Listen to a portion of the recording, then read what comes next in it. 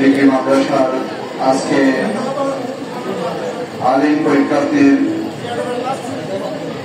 আমাদের দোয়া মাহফিলে তোমাদের মাঝে উপস্থিত আছেন আমাদের অত্র মাদ্রাসার প্রধান, যিনি এই মাদ্রাসায় আমাদের ছাত্রছাত্রীদের তোমাদেরকে খেদমত করার জন্য, এই মাদ্রাসার খেদমত করার জন্য, ছাত্রছাত্রীদের মাননীয় বৃদ্ধির জন্য যিনি দীর্ঘদিন ধরে এই মাদ্রাসায় প্রধান হিসেবে দায়িত্ব পালন করছেন, আমাদের শ্রদ্ধাভাজন প্রিন্সিপাল আমাদের হযরতুল আল্লামা জনাব ইব্রাহিম কাসেম আল কাদরি মুনতাজিদুল আলী মহোদয় উপস্থিত আছেন, আমাদের ভাইস প্রিন্সিপাল মহোদয় উপস্থিত আছেন, আমার শ্রদ্ধাভাজন শিক্ষকবৃন্দ উপস্থিত আছেন, আমার ছাত্রছাত্রীরা, সম্মানিত উপস্থিতি, আসসালামু আলাইকুম ওয়া রাহমাতুল্লাহি ওয়া বারাকাতুহু। ওয়া আলাইকুম আসসালাম। আমাদের মেয়েরা, ছেলেরা, তোমরা কেমন আছো?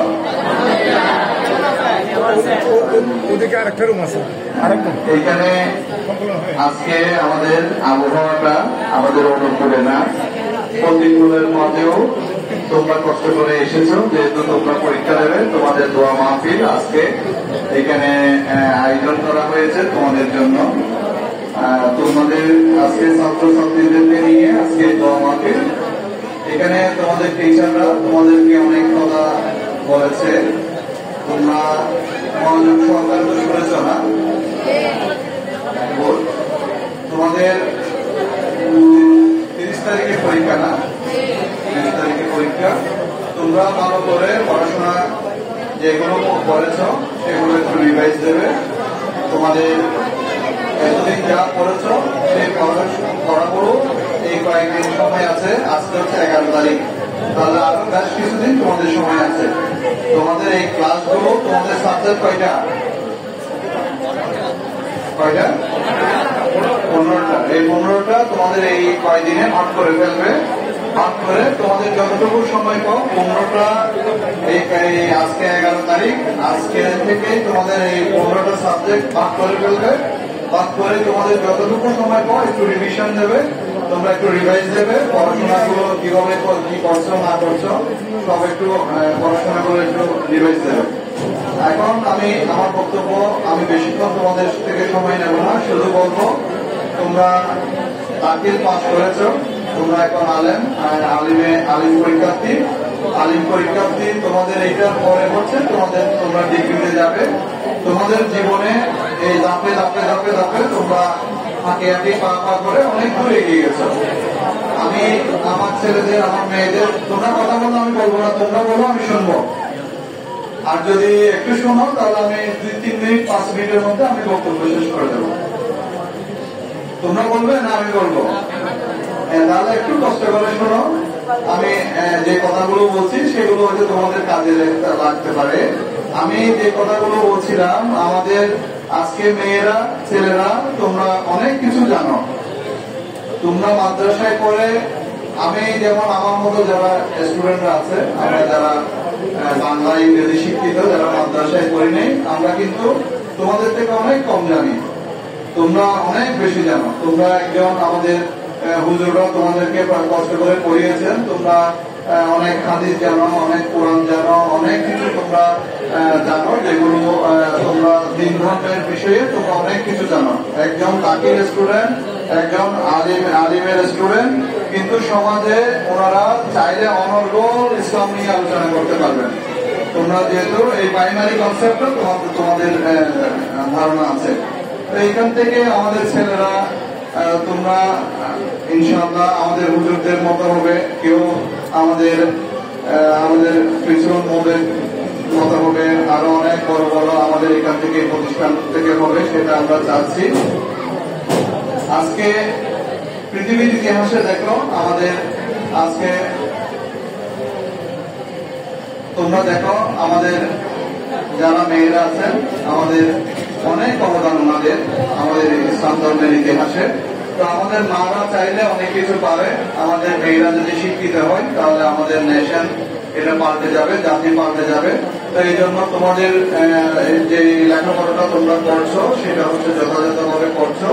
ইনশাআল্লাহ আমার এইখান থেকে আমার মেয়েরা একদিন ডিগ্রি পাস করে আমাদের মেয়েরা সমাজে সব জায়গায় প্রতিষ্ঠিত হবে। আমাদের মেয়েরা অকালে ঝরে যাবে না আমার বিশ্বাস। তোমরা যদি এই 12 পরে তোমাদের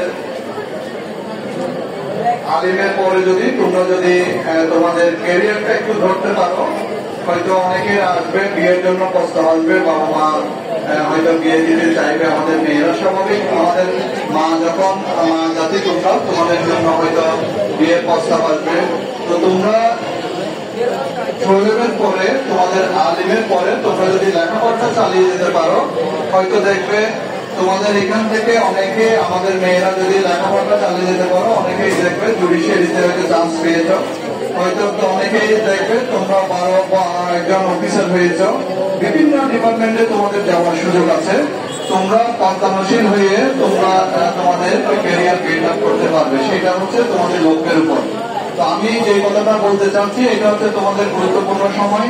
তোমাদের 12 আলিম পাস করার পরে তোমাদের ডিগ্রিতে যাবে, ডিগ্রি পাস করার পরে ইনশাল্লাহ দেখা যাবে তোমরা যদি ক্যারিয়ার বিল্ড আপ করতে চাও। তুমি তোমার নাম কি? জি ফাহিমা।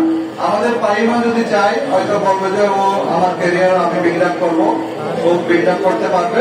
তার জন্য কি করতে হবে? ও লেখাপড়াটা চালিয়ে যেতে হবে। এই সমাজে লেখাপড়ার বিকল্প নেই। আগে থেকে লেখাপড়া ছিল, আগে লেখাপড়া আমাদের দাদার আমলে হয়তো ডিগ্রি পাস করতে অনেক কষ্ট হতো, আমাদের সেই ফ্যাসিলিটি ছিল না। এখন রাষ্ট্র তোমাদেরকে নিয়ে চিন্তা করতেছে। তুমি ঘর থেকে বের হলে তুমি পাকা রাস্তা পাচ্ছ, তুমি ঘর থেকে বের হলে তুমি রিক্সা পাচ্ছ, তুমি ঘর থেকে বের হলে তোমার আব্বু তোমাকে লিফট দিচ্ছে, তোমার ভাই তোমাকে লিফট দিচ্ছে। তাহলে আগের আমলের থেকে এখনের আমলে অনেক আমাদের পরিবর্তন এসেছে। আগে আমাদের অনেক দূর হেঁটে হেঁটে আমাদের নাজিয়া কলেজ যেতে হতো, এই মাদ্রাসায় আসতে হতো, আমাদের এই শহরে আমাদের আমাদের জামিয়াতে যেতে হতো, আমাদের অ্যাভেলেবেল মাদ্রাসা ছিল না। এখন আমাদের এখানে মাদ্রাসা আছে, আমাদের জামিয়াত আছে, ইউনিভার্সিটি আছে, আমাদের কলেজ আছে, ঘরের পাশে স্কুল আছে, আমাদের এখন সুযোগ সুবিধা অনেক। তো রাষ্ট্র তোমাদের কাছ থেকে কি আশা করছে? আমরা মানব সম্পদ হয়ে তৈরি হব, মানব সম্পদ হয়ে তৈরি হয়ে এই সোনার বাংলাদেশের সোনার মেয়েরা, সোনার সন্তানরা আগামী দিনে আগামী প্রজন্মে তোমরা কন্যাদান হবে, তোমরা এই দেশকে পরিচালনা করবে। আমি আমার বক্তব্য দীর্ঘায়িত করছি না। আমার ছেলেরা মেয়েরা তোমরা যেদিন পরীক্ষা সেদিন তোমরা তোমাদের এডমিট কার্ড, তোমাদের ভালো পেন, তোমাদের পেন্সিল, তারপর তোমাদের রোলার, এগুলো নিয়ে তোমরা প্রিপারেশন নিয়ে আগের দিন রাত্রে এগুলো প্রিপারেশন নিয়ে রাখবে। তোমার রেজিস্ট্রেশন কার্ড তোমার একটা এইরকম ব্যাগের মধ্যে সেটা রেখে দেবে। তুমি যখন বের হবে, বের হওয়ার আগে সেটা আবার পরীক্ষা দেখবে তোমার কলম ঠিক আছে কিনা, তোমার পেন্সিল ঠিক আছে কিনা, তোমার স্কেল ঠিক আছে কিনা, রোলার ঠিক আছে কিনা। তারপর তুমি এখানে পরীক্ষাতে যখন আল্লাহর নাম নিয়ে বের হবে, অনেকেই আবার খালি পেটে, মেয়েরা কি করে পরীক্ষার টেনশনে খালি পেটে থাকে। তোমরা কোনো টেনশনের কোনো কিছু নেই, তোমরা স্বাভাবিকভাবে ঘর থেকে নাস্তা করে তোমরা বের হবে আল্লাহর নাম নিয়ে, সুন্দর করে তোমরা তোমাদের প্রশ্নের উত্তরগুলো আনসারগুলো দেবে, ফুল মার্কস তোমরা কাজ দেবে। তোমরা এখানে যদি কোন স্টুডেন্ট, তোমরা কথা বলছো আমার কথা শুনতে পাচ্ছ না, কোন স্টুডেন্ট যদি ওইখানে কোনো কিছু করো তাহলে আমাদের মাদ্রাসার বদনাম হবে। তোমরা যে সেন্টারে যাবে সেই সেন্টারে আমাদের মেয়েরা ছেলেরার আচরণে আমাদের টিচাররা যেন প্রশংসা করে, এই মাদ্রাসার ছেলেরা মেয়েরা খুব লক্ষ্মী, ওরা খুব ভালো স্টুডেন্ট, ওরা ভালো হবে, ওরা পরীক্ষা দেয় এবং ওরা লেখাপড়ায় ভালো, এটা যেন ওরা প্রশংসাটা করে ওনারা, সেটা আমরা আমার থেকে আশা করছি। আর তোমরা ফুল টাচ করবে, কোয়েশন একটাও ছেড়ে দেবে না। তোমরা যে কোয়েশনটা পারবে না সেটা অনুমানের ভিত্তিতে তোমাদের টিচাররা যেটা পড়িয়েছে সেই কনসেপ্টের উপর সেটা টাচ করবে। ইনশাআল্লাহ যদি ফুল টাচ করো তাহলে আমার বিশ্বাস তোমরা ভালো রেজাল্ট করতে পারবে। আমি আমার বক্তব্য দীর্ঘায়িত করছি না। তোমাদের আজকে আমি আসলাম এখানে এত বড় একটা অনুষ্ঠান, যদি আসতে না পারতাম তাহলে আমি খুব একটা সুন্দর প্রোগ্রাম তোমাদের সাথে একটা মিস করতাম। এই জন্য তো আমি আশা করছি তোমরা এখান থেকে ভালো রেজাল্ট করবে এবং তোমরা ভালোভাবে পরীক্ষা দেবে এবং পরীক্ষা দিয়ে সবাই ইনশাল্লাহ আমার ছেলেরা মেয়েরা ক্যারিয়ার বিল্ড আপ করবে। সকলেই তোমাদের সহযোগিতা, আমরা থাকবে, তোমাদের সহযোগিতা চাই। দেখি হাত তুলো তো কে কে তোমাদের ক্যারিয়ার বিল্ড আপের জন্য তোমাদেরকে আমরা সহযোগিতা করতে পারবো। সংখ্যাটা কম কেন? আমাদের মেয়েরা ক্যারিয়ার বিল্ড আপ করতে চাও না? তাহলে হাতের সংখ্যা কম কেন? ইনশাল্লাহ অনেকে লক্ষ্য করতে হয়। তো তোমরা ক্যারিয়ার বিল্ড আপ করবে ইনশাল্লাহ। তোমরা ভালো জায়গায় তোমাদের স্থান হবে। তোমরা সমাজের প্রত্যেকটি জায়গায় তোমাদের লেখাপড়া শেষ করে তোমরা প্রতিষ্ঠিত হবে, সেটা সবসময় তোমাদের জন্য আমাদের দোয়া থাকবে। আমি আমার বক্তব্য বেঁধে দিতে পারছি না, তোমাদের জন্য শুভকামনা জানিয়ে ইনশাল্লাহ এখানে তোমরা যদি ভালো রেজাল্ট করতে পারো, আমাদের এইখানে তোমাদের বড় পরিসরে আমরা তোমাদের জন্য ভালো একটি আয়োজন করব। সেটা আমি এখানে প্রতিশ্রুতি দিয়ে যাচ্ছি। তোমাদের রেজাল্ট তোমরা যদি ভালো করতে পারো, ইনশাআল্লাহ তোমাদের জন্য আমরা তোমাদের রেজাল্টের পরে তোমাদের সম্বর্ধনার আয়োজন করবো আমরা। তো সকলের প্রতি শুভকামনা জানিয়ে আমি আমার বক্তব্য শেষ করছি। সবাই ভালো থাকবো। আল্লাহ হাফেজ। আসসালামু আলাইকুম।